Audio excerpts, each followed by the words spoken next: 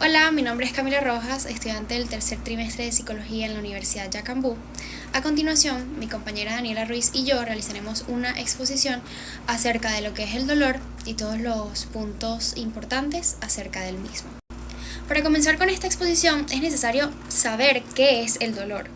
Entonces, una pequeña introducción acerca de lo que es una experiencia compleja y multidimensional que involucra componentes físicos, emocionales y sociales.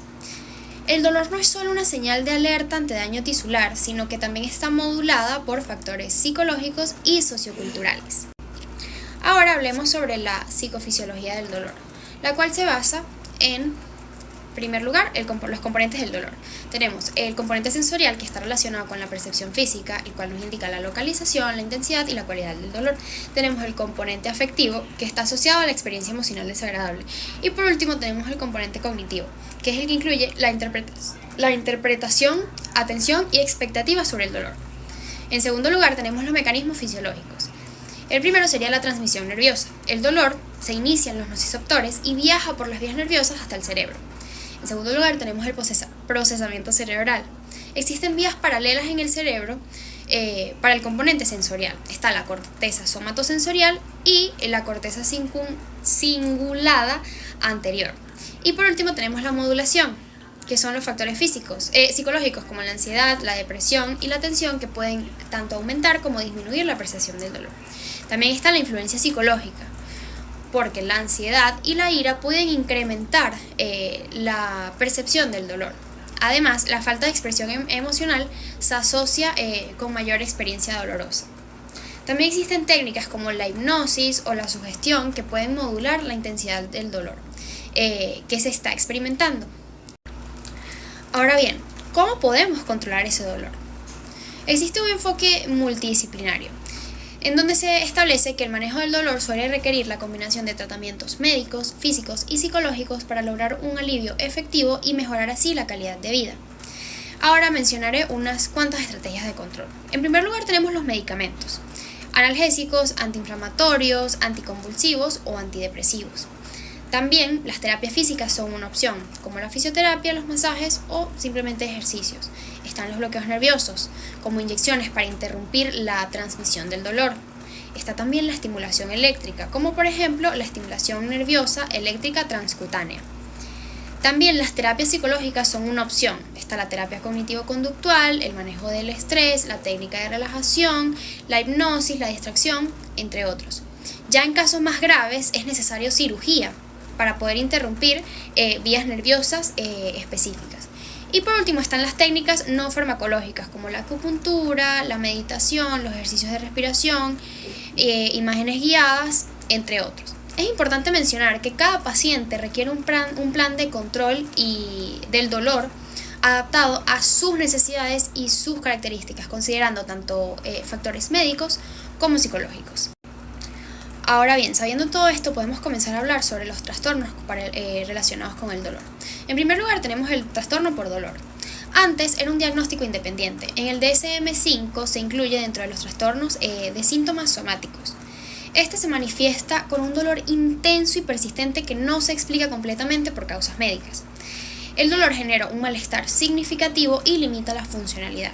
Está asociado con factores psicológicos como el estrés, el trauma o la depresión. Y el tratamiento es multidisciplinar, con énfasis en psicoterapia para abordar cuáles son las causas psicológicas y las técnicas del manejo del mismo.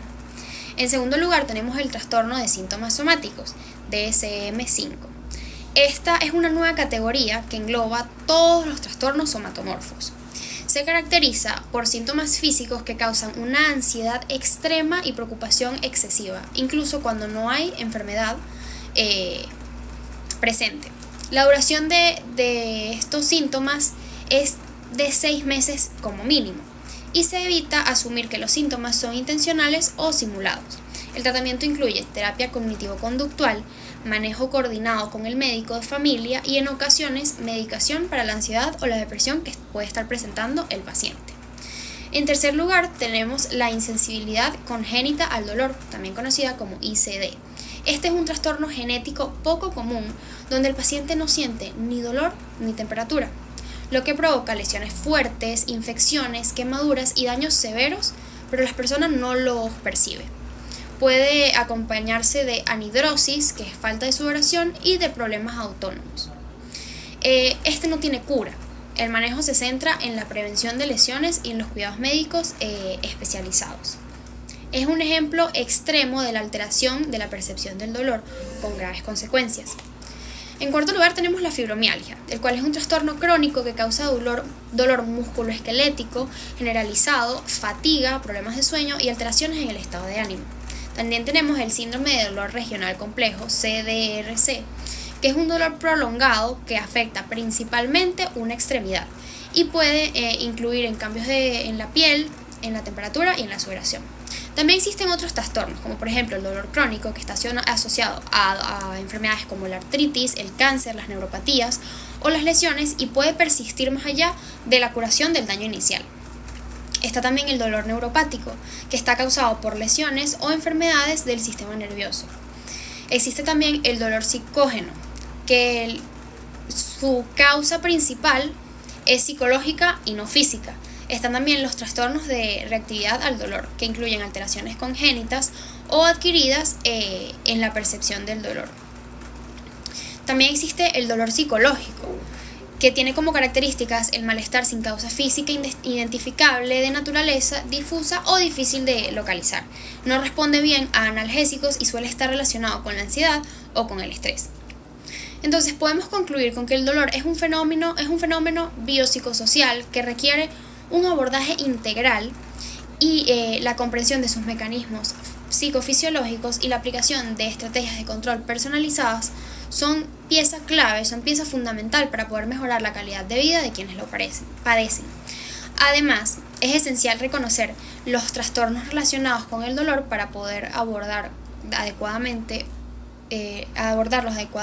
y poder obtener un diagnóstico y un tratamiento. Buenos días, mi nombre es Nela Ruiz. En esta parte de la exposición vamos a hablar sobre diversas estrategias fisiológicas las cuales nos ayudan a entender el dolor. A lo largo de los años se han creado diversas herramientas que se encargan de registrar el dolor en nuestro cuerpo, incluso en zonas que no pueden verse, tales como la extensión muscular, la sudoración, la respiración o el ritmo cardíaco. Esto ha sido beneficioso para entender más acerca del dolor y cómo influye en nuestro comportamiento y en nuestra fisiología. Ahora vamos a hablar sobre la electromiografía, también conocida como EMG. Esta es una estrategia que se encarga de medir las actividades eléctricas de los músculos, ya que cuando sentimos dolor nuestros músculos pueden tensarse o recibir espasmos. Entonces, con ayuda de electrodos que se ponen sobre la piel o directamente en el músculo, podemos entender cómo esto afecta a nuestro cuerpo. Además de que también es utilizado para rehabilitaciones, ver cómo sigue el músculo después de una lesión o una cirugía.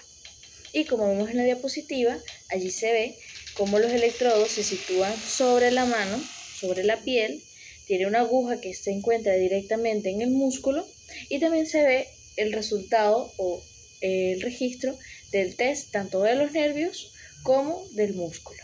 Ahora, como segundo punto, tenemos la electrocardiografía, también conocida como ECG.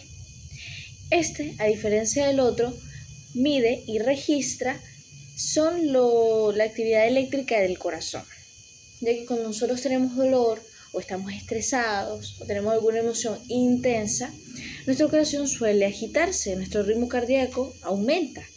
Esto también se le conoce como taquicardia. Entonces, con ayuda de unos electrodos que se ponen en el pecho, podemos registrar los latidos del corazón, entendiendo así más acerca de nuestro sistema cardiovascular y cómo fuertes emociones pueden influenciar en nuestro corazón. Ahora hablaremos sobre la psiconeumografía.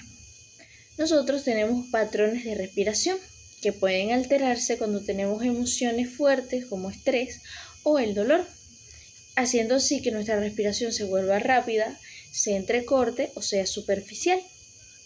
Gracias a sensores que se ponen en el tórax y el abdomen, podemos entender y ver cómo nuestros patrones de respiración se pueden ver influenciados por diversos aspectos, no simplemente físicos, sino también de emocionales y mentales. Luego tenemos el reflejo psicogalvánico, también conocido como RPG o respuesta galvánica de la piel. Este mide los cambios de las actividades eléctricas de la conductividad de la piel, porque nosotros tenemos algo que se llama glándulas sudoríparas. Estas, nuestro sistema nervioso se encarga de activarlas cuando tenemos emociones fuertes, cuando estamos estresados o estamos haciendo actividad física, estas se activan. Entonces hace que empecemos a secretar sudor. Este también suele ser utilizado en detectores de mentiras. Ahora, para concluir, a lo largo de nuestra exposición hemos visto cómo el dolor influye no solo en la forma física, sino también en la emocional y la psicológica, logrando así generar diversos trastornos de la salud. Además de que la psicofisiología es la que se encarga de estudiar la relación que tiene la mente y el cuerpo frente al dolor. A lo largo de los años también se han desarrollado diversas estrategias terapéuticas para ir en contra del dolor, además de que existen formas naturales para contrarrestarlo. Y saber manejar esto puede ayudarnos a tener una vida integral y estable. Eso ha sido todo. Muchas gracias por su atención.